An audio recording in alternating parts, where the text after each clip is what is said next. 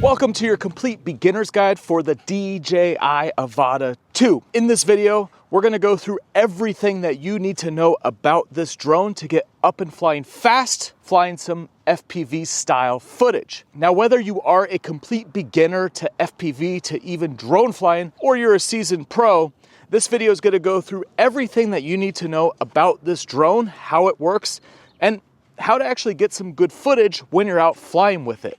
So if you're ready, let's get into it.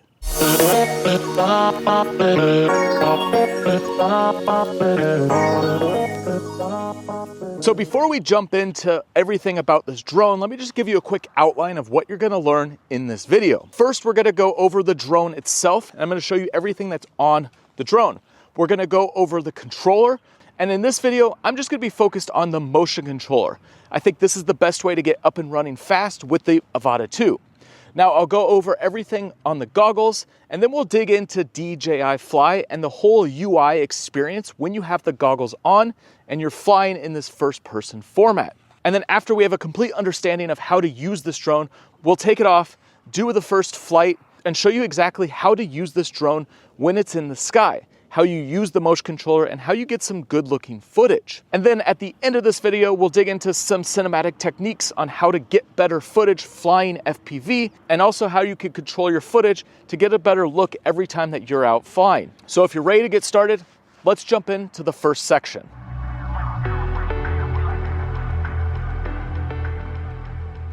So this is the AVATA 2. Now, it's a very simple drone, and everything is very compact, which makes it super good for FPV flying because you could fly right through things because of the small form factor. Now on the front, you'll see the protective case. So you're just gonna press on the top and bottom and pull it straight out. And this protective case is used to keep the camera safe when you're transporting it. So on the front, you'll find that there's the camera, and it has a little cage around it to protect it, so if you are to run into something. You'll even notice on the lens itself, there's a little lip on top and bottom. Now this lens is not removable. However, there are little filters that can clip right onto the front of this camera if you do want to add things like ND filters, and we'll talk about that a little bit later in this video. Now looking straight down on the drone, you're gonna see your 4 propellers. And you'll see that there's actually 2 different types of propellers. There's one with an orange dot in the middle, and there's one with no orange dot in the middle. And you'll also see on the arms this orange dot as well. This is because if you do ever need to change out these propellers, you want to make sure to put on the proper propeller on the proper side. There are 2 different styles of propellers depending on which side of the drone it's on and whether it's on the front or back. So if you do need to replace the propellers, make sure you're replacing the right one in the right spot. And to replace these propellers, you'll see that there is 2 tiny screws in the center. You'll just loosen these up, pull the propeller off, and put the new one on. Now also, you'll see around each propeller, there is a propeller guard. Now mine's cracked because I've taken some pretty hard hits, but that's the point of these guards. They're to protect the propellers so that if you do hit something, it can bounce off and keep flying. And I've crashed both this one and the original AVATA a ton, and I've never actually destroyed a drone. Having these propeller guards is super helpful to just bounce off objects if you do get a little too close. Now on the back of the drone, you'll see where the battery goes in. These batteries have 2 clips on either side, and you'll put them in with the clips on the top side, and you'll push in the battery until you hear a full click. And the battery will sit in there nice and firmly. There's no chance of it falling out. Now to release this battery, you just press on either side and pull straight back. The battery pops right out. Now on the battery itself, there's a light indicator to show you how much charge this battery has. And to turn on your drone, you're gonna press the button once and then hold until all the lights light up, and then you'll hear a beep and the drone will be turned on. Now to turn it off, you just do the reverse. Press once and hold till all the lights turn off and the drone will power down. Now on the back of this drone, you'll find 2 vision sensors. This allows the drone to be able to detect the ground so that you can easily take off and land, and also be able to just hover in place whenever you need to stop the drone from actually flying. Now on one side of the drone, you'll find a little flap, and in here you'll find a USB-C and also your micro SD card slot. So if you were to just plug this drone in directly to a power source, you could charge up the drone using this USB-C. This USB-C is also used for pulling the footage off. So if you ever wanted to just pull the footage directly off the internal memory or the micro SD card that's plugged into it, you could plug into a computer using this USB-C and you'll be able to pull that data off. Now, you could also just pull the micro SD card slot out and put that into your computer and pull the footage off that way. However, this drone does have a ton of internal memory, so there's a good chance that you'll want to use that internal memory and not have to deal with a micro SD card. Especially if you fill up your micro SD card, which is something that I've done, then you'll switch over to the internal memory and you'll use this USB-C on the side to be able to pull that data off onto your computer. Now, that is everything that you need to know about the drone itself. And so let's jump in to the controller.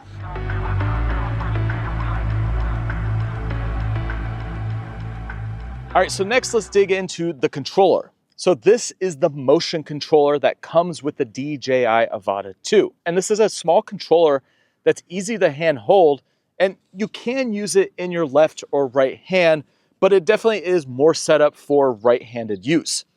Personally, I'm left-handed, so when I use it, I put it in my left hand, and I just kind of have to touch some of these buttons a little bit differently than they're intended. So what you'll notice right away is that the front, there's a trigger. Now you can pull in, and that's gonna make the drone go forward, and you can push back, and that's gonna make the drone go backwards.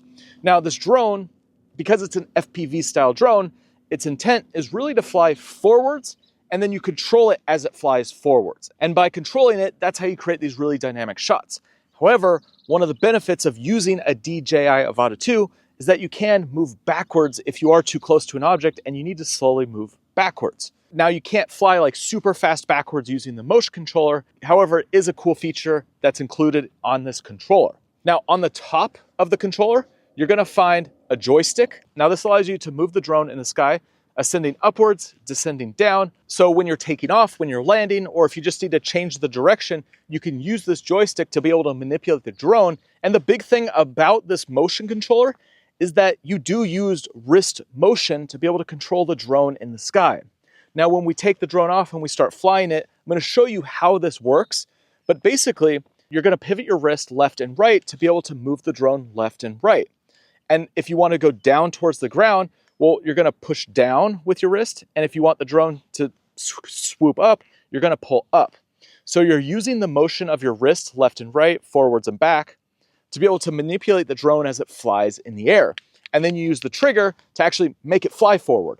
So the wrist manipulation is pivoting the drone and moving it, and then the trigger is making it go forward. At first, it's a little bit weird to get used to, but after a few flights, you start realizing that you get into this flow state and you just start moving the drone in the sky, and you can really feel how the drone moves because it's following your wrist motion. It's actually a really cool way to fly. Now, also on the top of this controller, you're gonna find this big orange button. This is gonna be how you take off the drone. You're gonna press this, start the propellers, it's gonna take off. And also, when you're flying, you can hit this at any time and it will stop the drone. Now, this is a cool feature because typical FPV drones, you can't just stop them in the sky. They have to continually move. This allows you to stop and hover. So if you want to stop, think about your shot, look around, see if you want to try something different, or if you're just pausing, waiting for your subject to move, this is a great tool. I had a buddy that was flying with this following skiers, and he would pause the drone by hitting the stop button, wait for the skier to get in position, and then hit the button again to allow the drone to start moving so that he could follow the skier when they took off. So it's a really cool feature that really distinguishes the AVATA 2 versus other FPV drones. Now, the other button you're gonna find on your front is your mode and your return to home button. So at any point, you could press and hold this button and the drone's gonna return back to the starting point. Cool feature. This is what all of DJI's drones do. Makes it super easy to take off, fly, and then return home whenever you're done flying. Now, the mode button switches between sport and normal mode. Normal mode, slower, it's not super fast. Sport mode, it's very fast. It gives you that really strong FPV feel, and the drone whips around. So you could switch it just on the controller depending on how you're flying. Now, on the side of the controller, you're gonna find a record button. This is how you're gonna start and stop recording. Also, you're gonna find a dial. This is gonna allow you to change some settings, and when you press on it, you can make a selection. And then the last thing on this controller is your power button on the side. It's just like the drone. You press once and hold, it turns on the controller. You press once and hold again, and it turns off the controller. That is everything with the motion controller.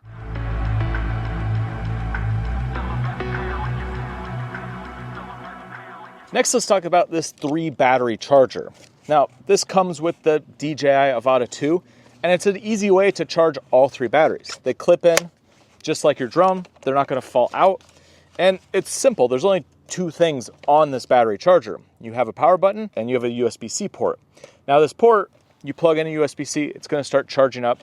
It'll charge all the batteries. When I've been out here making this video, I have my DJI Power 500 constantly charging this so that I never run out of batteries when I'm out here filming. Kind of a cool way to do it if you think that you're going to be needing to fly more than 3 batteries. Now, this 3 battery charger could also be used as a power bank. So you could plug in any device, say your phone, to the USB-C, press and hold the power button, and then this will turn on and start outputting a charge to those devices. So it's a great extra way to be able to use this if you do need some extra power for your other devices.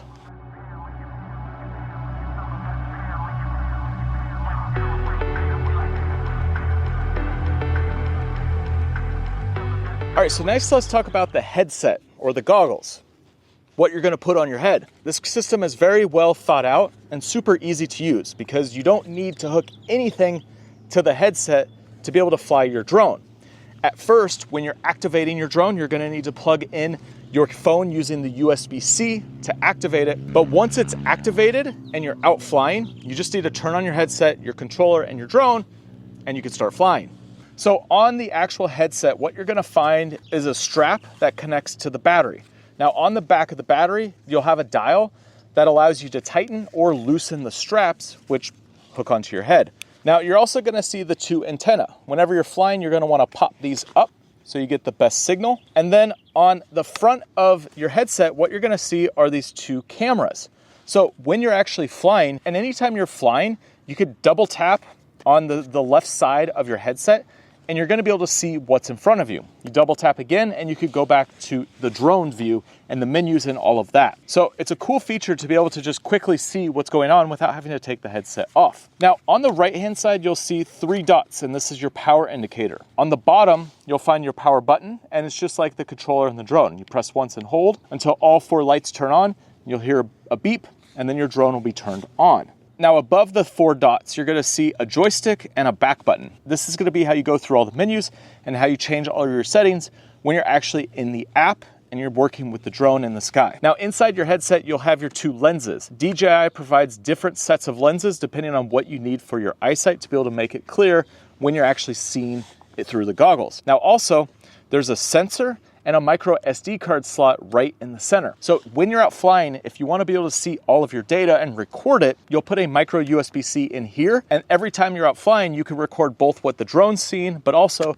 what the goggles are seeing so that you could have both of those recordings if that's something you want to play with. Now at the bottom, you're going to see these 2 dials. Now these are going to be how you change the distance between the lenses, and also you could spin them to be able to change the focus. So you'll want to shift the lenses and twist the knob until everything's perfectly in focus. And you'll see that there's a little indication on the back here between 0 to -6 and +2. And when you rotate this dial, it changes. So you want to find what looks the clearest before you start flying so that you always have a good experience when you have the headset on.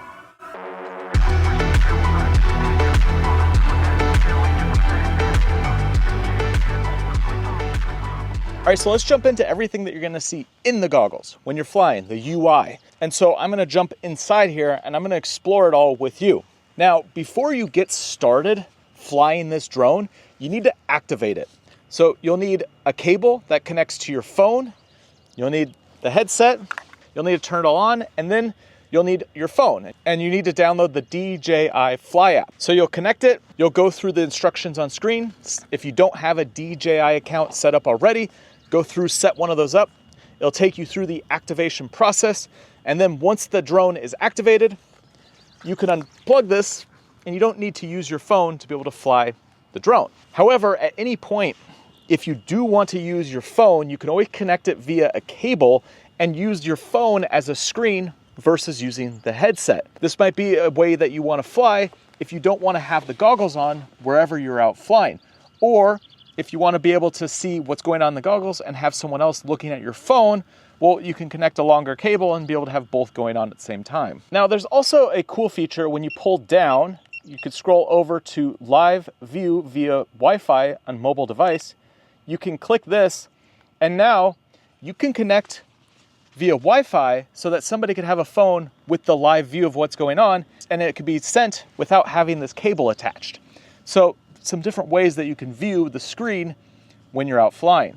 All right, so let's get into the world of this drone and really dig into everything that you're gonna find on the screen and what you're gonna see when you put these on. So when the drone is powered on and you're still on the ground, this is the screen that you're gonna see. You can see that there's a live view of what's going on, and you'll see that there's some things on the screen that give you some information. Wherever I'm pointing this joystick, there's a little dot with a line. And now this only appears when you haven't taken off yet, or when you hit the brake button on the controller. And this allows you to change all of your settings using the motion controller and not having to use the headset. You could either change your settings using the joystick and the back button, or you could use it by pointing this little dot at the different features and using your trigger with a half press to be able to select things. So there's 3 menus that you can access: the top down, the side on the left, and the bottom up.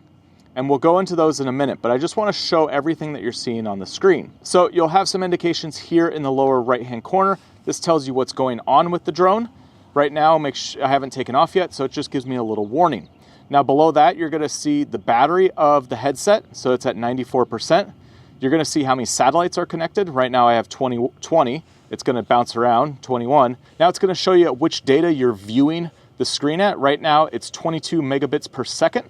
So that is what you're seeing in the headset. You're gonna be recording the full resolution on the actual camera, but this is showing what the live view is seeing. Next to that, you're gonna see the strength of your signal between the controller and the drone, and also the headset and the drone for a video signal. Next to that, you're gonna have this 0000. This is how much time you have left to fly on your drone. I haven't taken it off, so it's just zeroed out, but when you're flying, this number will tell you how much time you have left.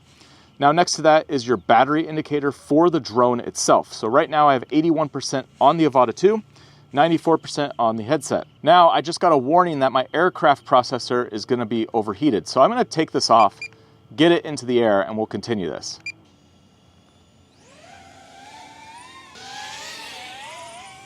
So now I'm flying around, and you could see that as I fly around, it's showing how much time I have left on this battery, and it's gonna bounce around depending on how you're flying. So right now I'm in normal mode. I'm gonna switch over to sport mode, and you're gonna see that this number is gonna drop because I'm using more power. So right now it's showing 11, 10, 9, switch back to normal mode, and it's gonna go back up to probably around 13.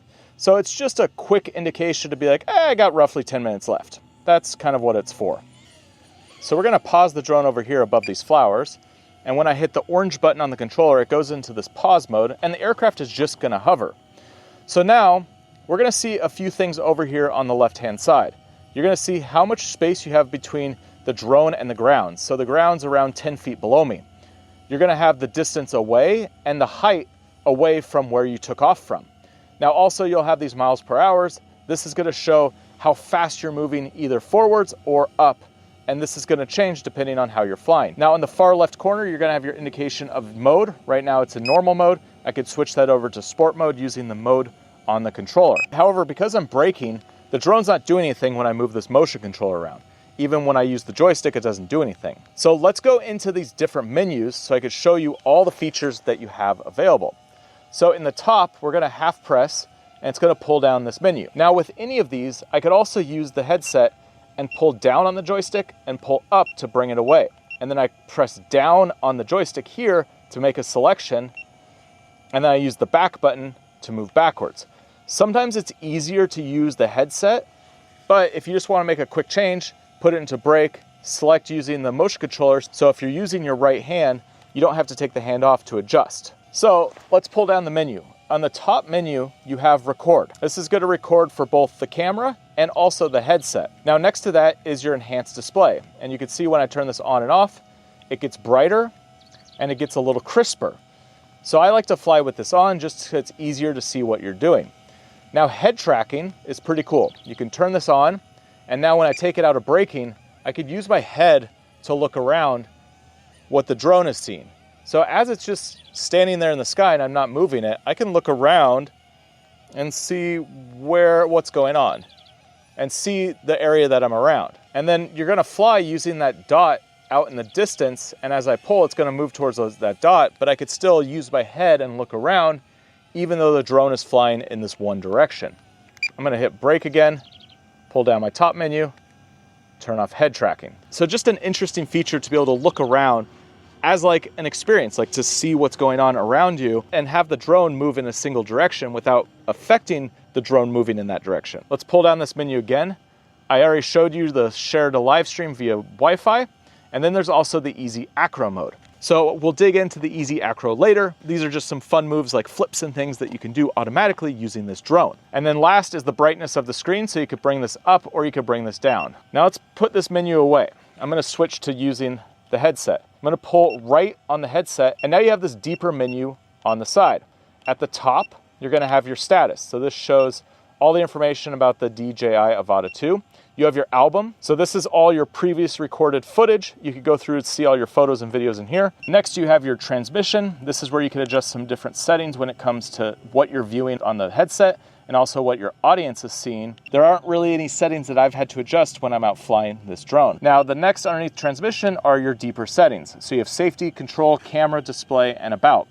Under safety, you have your max flight altitude, you have your max flight distance, and so you could set limits so the drone won't go beyond these. You have your return to home altitude, and so basically the drone will fly to this altitude and then return home. You could update your home point at any time when you're flying, and so when you click this, your home point's gonna update to wherever the drone is at that moment. Now you could calibrate your compass, your IMU, and your goggles IMU, and so if you're having any issues and you need to recalibrate, that's where you could do it here. And then the last button down here is camera view before loss. So you could see exactly what the camera saw before the signal cuts out. And so basically I can't show you while it's recording, but it shows you the last 30 seconds of what the drone saw before you lost it. So if you were to run into something and the signal cuts out, you could at least see what was going on right before that happened. Okay, so I had to land the drone to be able to show you this next feature, which is called escape beeping. So if at any point your drone falls out of the sky, maybe it hits something or you lose it in like the tall brush around here, you could turn on this feature, escape beeping, and the drone's gonna start beeping. You can hear it over there. It's just beep, beep, beep, beep, beep, beep. So you could use the sound to try and find your drone. Now I'm gonna turn this off. Now the other features you have in the safety is your advanced. So you can tell the drone what to do when it loses the signal.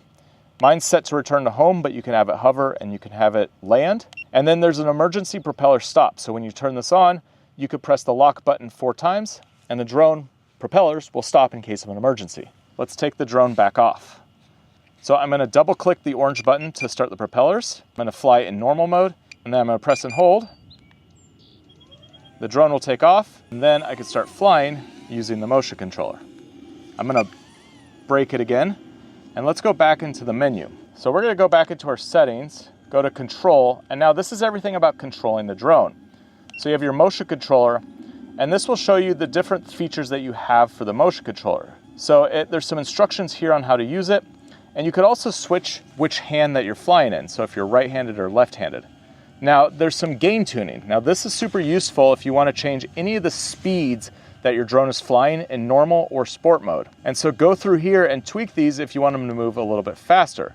And so, for example, I could go to sport mode, and I could change my backwards speed to 7.8 miles per hour so that it'll fly backwards faster than 1 miles per hour. And then the last button is your RC calibration. Click your back button to get out of this menu. Now you can also change your gimbal's pitch speed. So this is how fast the gimbal moves up and down. It could be slow, normal, or fast. I just leave mine on normal when I'm flying. Now next, there's a gimbal calibration. If you have any issues with your gimbal, you can calibrate it here. You could set your units. I use miles per hour. If you want to use metric, well, you could set that here as well.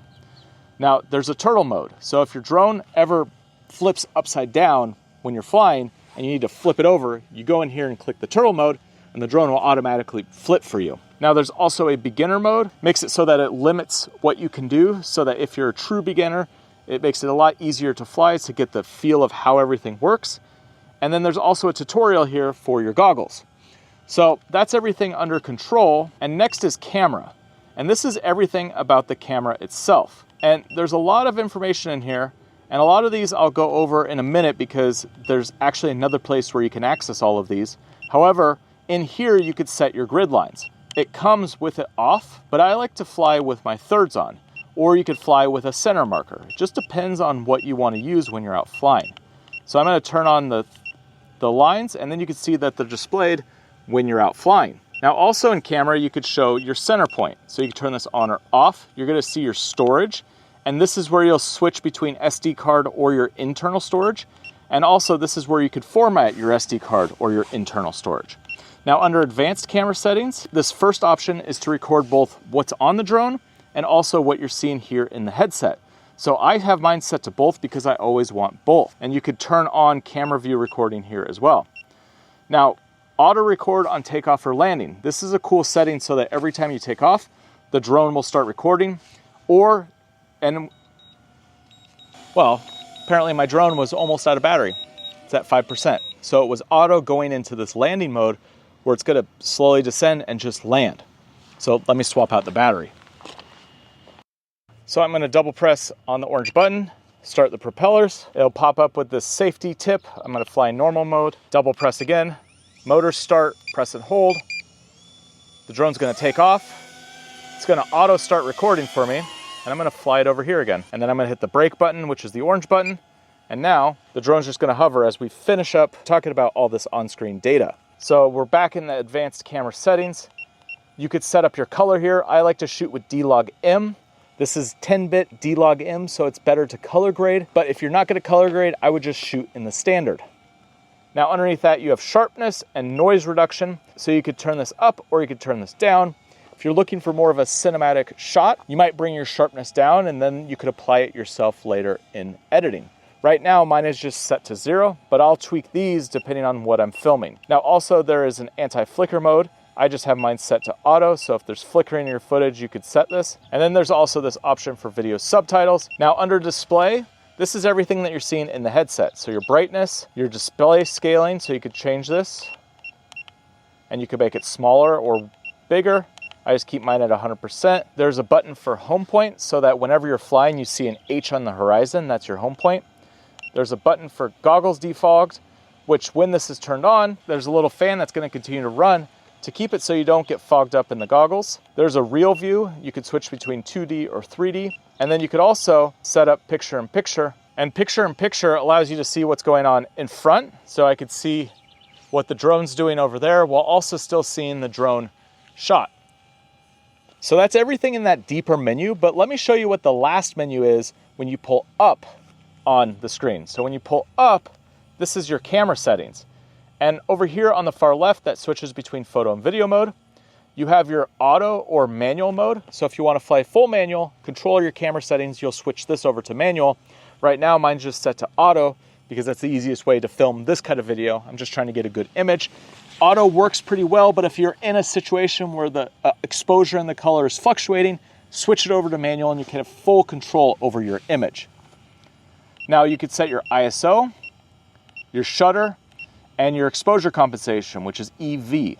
So if you're constantly getting too bright of an image, you might make this like -0.7, -1, or if you're constantly getting too dark of an image, when you're in auto, you can make it +1 or +0.7, or it just basically changes what the camera thinks is the best exposure and then adjusts it by how much you set here. So it could be plus or minus. Now next to that, you have white balance. So mine is just set to 55 Kelvin, but you could have this set to auto, or you could pick a specific Kelvin. Now you have your aspect ratio, your video quality. So you could change out your aspect ratio or your video quality. Now you also have your camera field of view. There is normal, wide, and ultra wide. You have your auto ISO limit. So this is the highest that the ISO will fluctuate. So you could change this. And then you have your stabilization. Right now this is set to rock steady, which will show the camera moving left and right. But you could also use horizon balance, which keeps the horizon completely level so it looks more like a traditional drone. And then you could all still fly in this FPV way, but it just gives a different look to your footage. Now you could also turn off the stabilization if you do want to take it through a different software on your computer and stabilize it that way. Personally, the easiest way to fly is just keep the stabilization on, and then the footage is ready to go to start editing with. Now, when you turn it into horizon steady, you're gonna notice that you won't have access to a wider field of view because it is punching in on the footage and stabilizing it so that you don't have this side-to-side motion.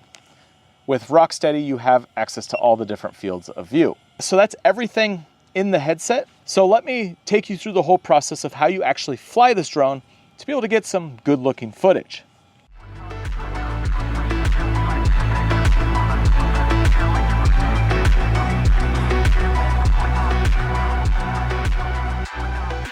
Okay, so now we've gone through everything. It's time to start flying. So first thing you want to do is obviously turn everything on. And so you just want to make sure everything's connected and ready to go.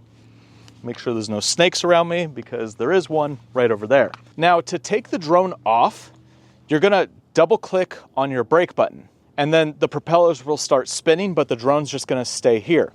And then you're gonna press and hold the orange button and the drone's gonna ascend into the sky. Now, after it takes off and it's hovering, you could start pulling the trigger to move forward, or you could use the joystick and push it up to keep going higher into the sky. So let's take a look at what we're seeing. So you can see on screen here, everything looks normal. We're ready to go. Gonna double press on the orange. You're gonna have this safety tip pop up. So I'm gonna fly in normal mode, or you could set no position hold mode. And then once that screen disappears, you'll double tap again. Motors are starting. Press and hold. The drone's gonna take off and just hover. And so you can see, here's my view. I could see the drone. I could see the camera in the corner. And now I could just pull the trigger and the drone will start moving forward. Now, where are you? You're right there. Hi. Okay. So to fly this drone, it's fairly simple. You're gonna pull the trigger and the drone is gonna move towards the circle that you're seeing in the middle of the screen. So as I pull the trigger, the drone is moving towards that circle in the middle of the screen. Now, if I pull up with my wrist, the drone's gonna go up into the sky. And if I push down with my wrist, it's gonna go towards the ground. So you're gonna move your wrist up and down to do this kind of roller coaster effect where it's going up into the sky and then back down. And how much you pull on this trigger is how fast the drone's gonna move. Now, if you wanna move the drone left or right, you're gonna dip the controller left or right. So you're gonna twist with the wrist, like a twisting, like a doorknob. So I'm gonna twist to the left as I pull the trigger, and you can see that now I'm spinning in this left-hand circle and it's banking. Now I'm gonna twist like I'm twisting a doorknob to the right, and it's gonna go in a right-hand circle. And so you'll move a combination of moving forward with the trigger, pulling up, and then twisting your wrist left or right as you're flying to be able to control the drone. So let's just do a quick flight down this path. So I'm gonna go over to this bush. I'm gonna twist my wrist to the left as I come around it, and I'm gonna stop and hover. I'm gonna hit the brake. So my goal is to fly down this path and then come up and around to the right. So let's start. I'm gonna pull on the trigger. I'm gonna keep the controller level because I'm just staying right along the path. And now as I come to the end of this path, I'm gonna wanna move to the right. So I'm gonna twist to the right. Now I wanna go up. So I'm gonna tilt the controller back. It's gonna ascend into the sky while turning right. And I'm doing like a big helix motion up into the sky. Now let's do the opposite. Let's go down and pull to the left. Now it's gonna do the opposite move. So it's gonna be going towards the ground while banking to the left. And now I'm gonna stop at this tree. So we're looking straight at this tree. I'm gonna brake it. So I'm just gonna use the joystick on top now. So let's turn off the brake. I'm just looking straight out at this tree. Now if I push up on the joystick, the drone's gonna ascend into the sky. Now if I pull down on this joystick, the drone's gonna come towards the ground.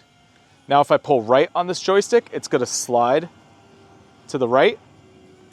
And if I pull left on this joystick, it's gonna slide to the left. So you could still control the drone up and down and do these sliding motions using the joystick, and then the trigger moves you forward Pulling back on the trigger is going to move you backwards. And then up and down, forward, wrist motion, and then side to side pivots the drone, which causes you to do this flying motion where it's banking. Now, anytime if you want to move faster, you hit the mode button, which is going to flip it into sport mode. And then the drone's going to move much faster. And at any time, hit the brake button, the drone will stop and hover, just hang out there in the sky. Now, when you're done flying and you want to land it, let's bring the drone back this way. Now, anytime you want to land your drone, you could just press and hold the orange button and the drone's going to make an auto landing and you don't have to control it. You could also pull down on the joystick and the drone will land as well. So the orange button, super useful, brakes, but also takes off and it lands. And that's basically how you fly the DJI AVATA 2 using the motion controller. Now from here, basically you just need to practice learning how this drone moves and really playing around with flying it in the sky. So playing with the different motions of twisting your wrist and moving it up and down and pulling the trigger and moving backwards, and then also using the ascend and sliding to really see how you could position this drone to get these cool FPV shots. You have a lot of potential using the motion controller. You don't have to fly manually, but if you do want to fly full manual, there is another style of controller with the 2 thumbsticks that flies like a typical FPV drone, and you can fly this in full manual mode. It's just a different way to fly. It's also a little bit more advanced. It's going to take a lot more practice. So if you're just trying to get these FPV shots using this motion controller and flying in this way, you could get some really good looking footage. Now, word of caution, there's no sensors on the front of this drone. So you got to be careful. You will run into things if you're flying at something and you hit it.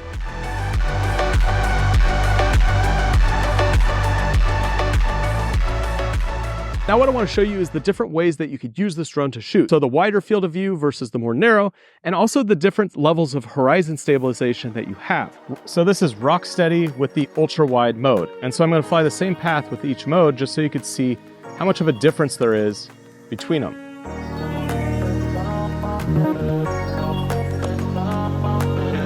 So this is wide with the rock steady.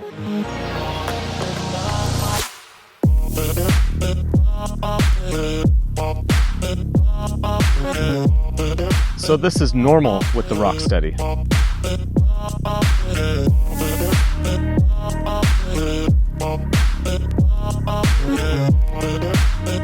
Now this is horizon steady. So this is going to keep your horizon level no matter how the drone is twisting in the sky. So it gives you a completely different look when you're flying that feels more like a normal drone, but you're moving in this FPV way.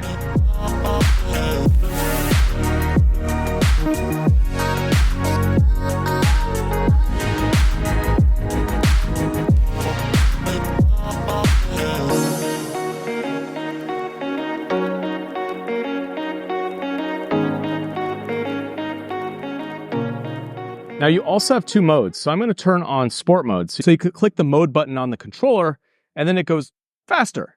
So this is on wide with rock steady, but in sport mode. And you can see how much faster this is when you put these side by side.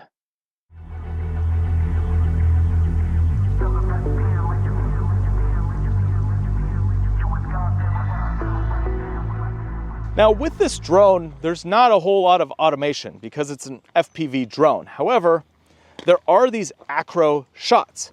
So if you pull down on the screen, you can go into the Acro mode. And these are like quick shots on another drone, but they're basically easy ways to be able to do flips and be able to do this 180 rotation. Now in the 180 degree turn mode, you're gonna fly forwards using the trigger, and then you're gonna pull left or right on that joystick, and it's gonna flip around and do a 180 degree flip and then start flying backwards. As soon as you stop pulling down on the trigger, it's gonna stop moving backwards on the end of this shot. Kind of a cool move if you wanna like go near someone and then flip around them and move backwards. Like it's kind of fun to play around with. It might be something useful.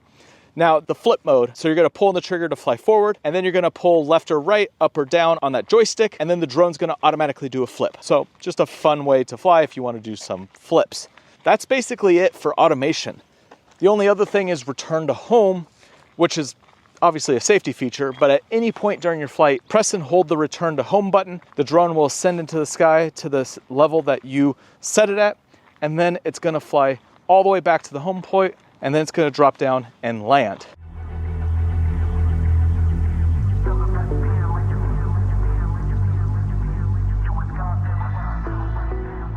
Okay, so we've gone through everything on how to fly this drone, how all the features work, all of that. Now, how do you actually get some good footage out of this drone? Because flying it is half the battle, but the other part of it is getting good looking footage that you could use in your videos. Well, there's a few levers that we can pull to be able to get better looking footage out of the AVATA 2. Now, the first is gonna be ND filters. And some people love the look of it, some people don't really care, but to get to more of the cinematic feel, you could use an ND filter to add motion blur into your shot. And motion blur is when the image is blurry. So when I freeze this frame here, you could see that there is blur happening versus this frame here, which is shot without an ND filter, there's no blur. And that's because the shutter speed is super high. And so putting an ND filter on is basically like sunglasses for your camera.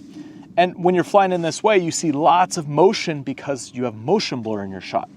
So this is one tool that you can use, and how you're gonna use this is basically you'll put on the ND filter, you're gonna flip the drone into manual mode, and you'll set your shutter speed at double that of your frame rate. So if you're shooting at 30 frames per second, you put it at 1/60th. If you're shooting at 24, you put it at 1/50th. If you're shooting at 60 frames per second, put it at 1/120th. And then what will happen is there'll be more motion blur when all of your other settings are adjusted to be able to get proper exposure. Now, another tool that you could use is by just flying full manual. So setting your exposure so that there's no fluctuation in your shot. Now, this is good when you're shooting something like a sunset. So when you're flying in and out of different locations, you wanna make sure that you have a consistent shot from end to end, and you don't see like the image go bright and then back dark, and then bright and then back dark.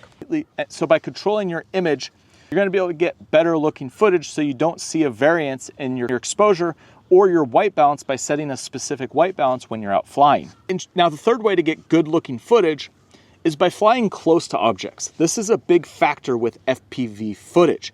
You wanna get closer to objects because you are flying so fast and you're flying in this POV way, you wanna fly closer to objects. With another style of drone, big open landscapes look really good, but with an FPV, if you fly and get a big open landscape, it's like, it's all right, it's not that exciting.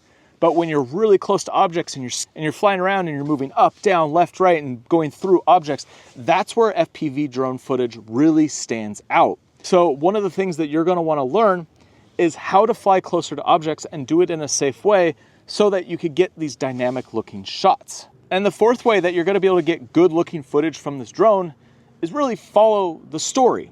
At the end of the day, the story is what's most important to what you're crafting. Throwing FPV footage randomly into your video doesn't make your video better.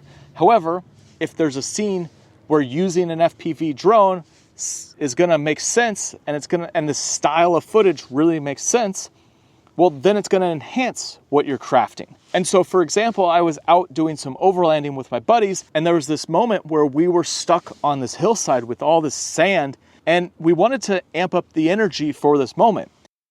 Hey guys, what do you think?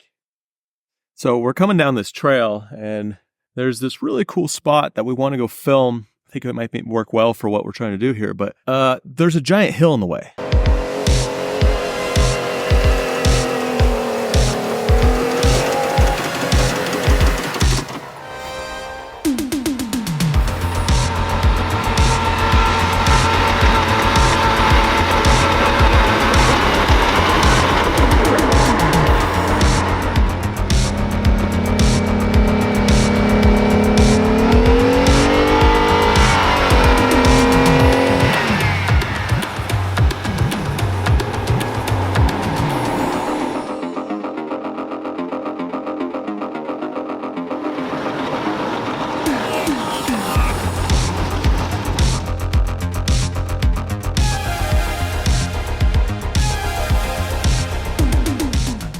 So instead of having like a drone up in the sky just watching what happens, having a drone in the space flying next to the trucks really ramped up the energy of what was going on and enhanced the scene to really put the viewer in the perspective of what was happening as we were trying to get up this hill and get through the sand. So the things that you'll play around with is the speed and also how you fly it through and around objects.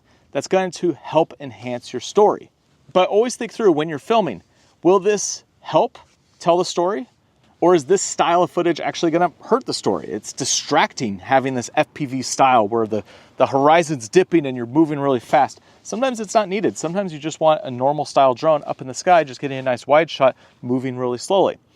Different styles of shots are gonna work for different things that you're filming and different scenes that you're filming. FPV has a very distinct style. It's fun. I love shooting FPV. And if you're someone who's just flying FPV drones for fun, then this really doesn't apply to you. This is just if you're someone who really wants to use FPV footage in other styles of videos. But if you're someone who's just going out, having fun, wanting to fly your drone, well, take it off. Go have fun. Go fly through and around objects because it is a ton of fun to fly this drone. And you don't have to have a purpose for the footage. You could just want to fly the drone and play around with it, flying through different objects.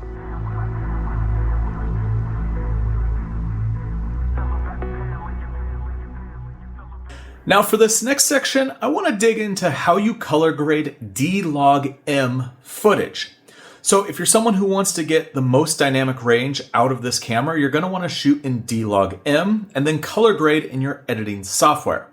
Now the tools that I'm using are all in Final Cut Pro, but you're also going to find these tools in a lot of other editing softwares. And so my goal with this is to show you the process that I go through every time I'm color grading my DJI AVATA 2 footage, so make it super easy to be able to play with your D-Log-M and get the most out of the color out of this camera, because you do get 10-bit footage out of the DJI AVATA 2, which gives you a lot more room to be able to color grade, be able to get some interesting looks with your footage. So here's some D-Log-M footage from a recent trip that I went on. You can see there is a wide range of exposures because I'm filming the sun, and there's these really dark sections around here in the foreground. Now I have a tool pulled up called a Luma waveform. Now when you look at an image in D-Log-M, what you're going to notice is that it's flat and also there's not a lot of saturation. And so the first thing that you want to do is adjust your exposure and your contrast. So I have a tool pulled up right here. It's called a Luma waveform. And this shows all your exposure values from 0 being black and 100 being white. And so you can see the darker sections of this image are very lifted so that you have more information. And then the only part that's overexposing at 100% is the sun, which makes sense because it's such a bright object on the horizon. So when I color grade, I first start with Luma, and this shows in the top right corner, this is white, and down here in the lower left-hand corner is black. So this is all your exposure values in a line from the darkest parts all the way up to the brightest parts. And the first thing that I typically do is I adjust my contrast. So you can add points on a curve and then you can make adjustments. So I can bring this up and you can see how the highlights get super overexposed, or I can bring this down and they get super weirdly underexposed. You can do that with the mids, you can do that with the black point. And so what you're essentially doing is you want to add contrast into the shot. I use a Luma waveform because I can see a value of where 0 is on the graph. And typically with a curve, what I'll do is I'll add 3 points. One in the middle, one in the lower third, and one in the upper third. And I'll bring down the darkest parts of the image closer to 0. And I also sometimes will pull this point in to be able to add more information into those darker parts of the image. And then I crush those darker parts of the image down towards black, which is at the bottom here. Now for the highlights, I'm going to bring this up slightly. I don't need to take it all the way up here and overexpose. I want to add a little bit of exposure into those highlights. And then with my midpoint, I might adjust it depending on the shot. For this one, I'm going to stay right around there. So kind of where it started. So now this image has contrast. Now the next thing we want to do is add saturation. So I'll pull up my color wheels and I'll just pull up my global saturation for the entire image. Now typically with D-Log-M footage, all you're going to need to do is give a little bit of saturation, and then the shot's going to look pretty solid. And then I'll play back the shot and it looks pretty good with just a little bit of contrast and a little bit of saturation. Now let's do this on another shot. So here is a different angle. There's no sun in the shot. So when we look at our Luma waveform, you can see that all of the information for this shot is between close to 0 and 75. So this shot was exposed a little bit darker than the previous shot. Now I could either use the curves like I showed you last time, or I could use the color wheels and just use my highlights, midtones, and shadows. There's multiple ways to be able to do the same thing when you're color grading, and it just depends on which tools you want to use when you're working. So for this, I'm going to pull up the highlights. So they're stretching closer to 100. I'm going to bring them just a little bit lower. And then I'll take my shadows and bring those down to make the darkest parts of the image more black. And then I'll play around with my midtones. So the image looks a little bit bright, so I'm going to bring down those midtones because this is going to add more contrast into the shot while keeping my highlights towards the 100% white. Now when I turn this color wheel on and off, you'll see now this image instantly has contrast. It's also going to add some saturation naturally when you add contrast into the shot. But you can also boost your saturation and just give it a little bit more pop depending on what kind of look you're going for. So now just with highlights, midtone, shadows, I've created a shot that looks much nicer than the original log footage, and you're seeing all the exposure in the sky and in all these highlights. Now, another tool that we can use to color grade is called a LUT. And these are pre-built looks that already have contrast and saturation. And then you get creative LUTs which have a unique look and style. So I've created a set of D-Log-M conversion LUTs. And so you can see with this D-Log-M conversion, it instantly adds all the contrast, all the saturation, and it might even be a little bit too saturated. So you could just pull down the saturation a tad from this LUT. So using LUTs is a quick way to just add your contrast and saturation and make the shot look good. And then from here, you can add on a creative look. So I've created a set of drone LUTs that create some interesting effects with the colors. And this one called Yucca makes everything a little bit more yellowish because it was built for more desert footage. And it just gives a different look. And you can bring these on super strong, and then you could dial back the percentage to where you think it looks best. So if we're at 50%, I can turn this on and off. You can see that it shifts the colors and gives you just an interesting look on your footage, depending on the kind of project that you're working on. So working with LUTs is a quick way to correct your footage so that it looks good, and then go from there, go through and give you a creative look. But you could also just go through and manually color grade your footage, whatever workflow makes the most sense for you, and what's going to be easiest when you're editing.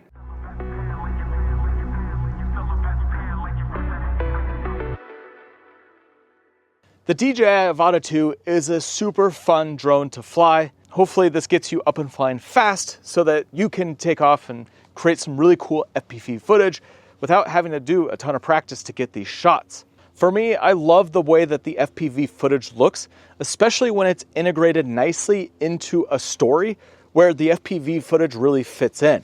There's some really cool ways that you could use this footage to really show a different perspective and be able to tell your story in a different way and really add a different style of footage to your storytelling arsenal. And if you are someone who makes outdoor and adventure style videos or travel videos or anything like that, then make sure you head over to the Creator Film School, which is my course all around how to become an adventure creator. And so what I teach is everything that you need to know to make awesome looking videos that tell a story, and ultimately that can build an audience here on YouTube so that you can make a career out of producing these videos. And so if this is something that you're interested in, make sure you head down the description. I'll put a link to where you can check out the Creator Film School, everything that I offer in there. And also, if you're interested in my drone LUTs, I'll put those in the description as well. Now, let me know in the comments what you're gonna use your DJI AVATA 2 drone for.